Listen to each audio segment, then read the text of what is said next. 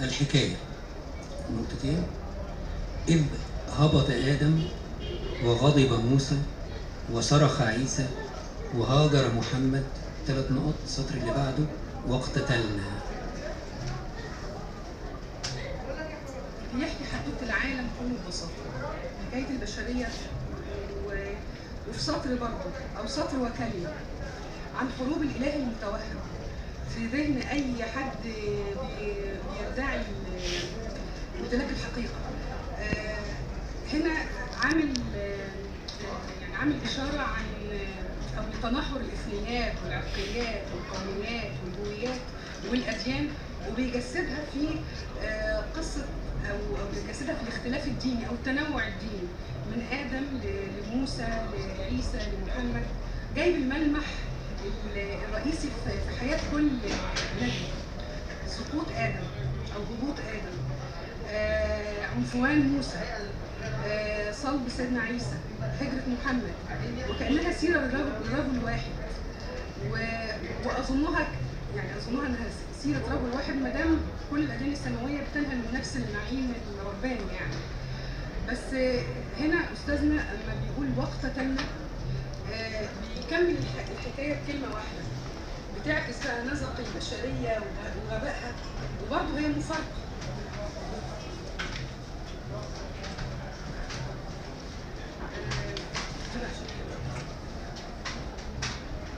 رجل مهم.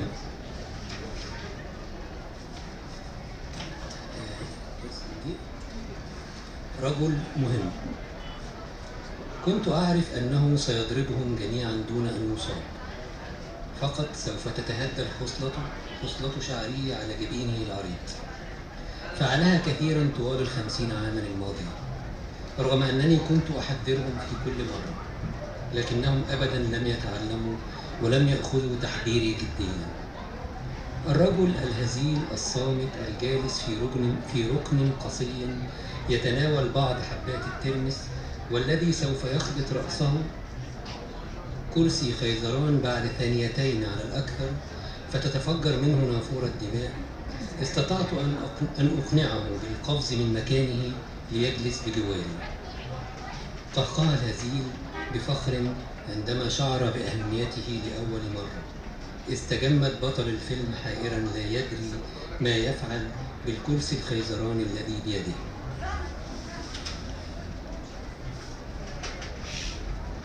الأستاذ هنا بيتنص مع المسجل الفيلم بيتعرض بقاله 50 سنة. كل مرة البطل بيضرب نفس الشخص، لكن بروحه الرؤوفة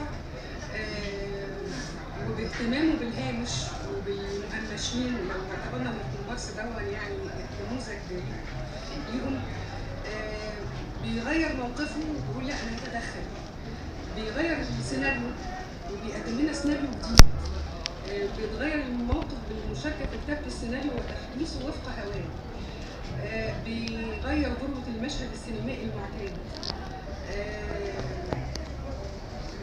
الأستاذ بيسحب الكرسي من البطل وبيسخر منه، وينصر الكومبارس عليه بأنه ما يدلوش فرصة إنه يمارس غضنه أو ظلمه عليه، بيفلته من قبضته. ساحبة منه لقب الرجل المهم. البطل هو المهم، هو اللي عليه العين. لا، طب أنا هلعب في المشهدية ديت وهعيد خلقها، هخلي المفعول به مش فاعل، هخلي النكره، هخلي الخلفيه او اللي بيكمل المشهد هخليه هو البطل. وده انتصار للمهمشين وضد اسطوره المتن والمركز وانتقام خيالي وحقيقي في آن واحد. بحيي حضرتك عليه.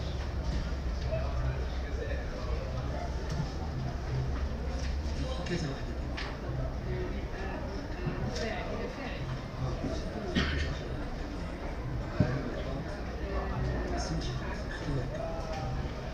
الفعل.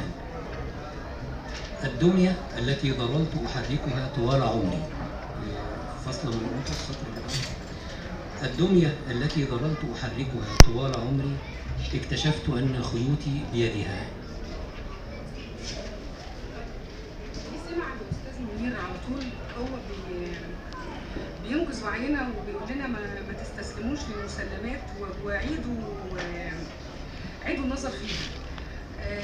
على طول بيقلب المواقف والحقائق، والخيال المحرض بتاعه اللي بيلزمنا بيه.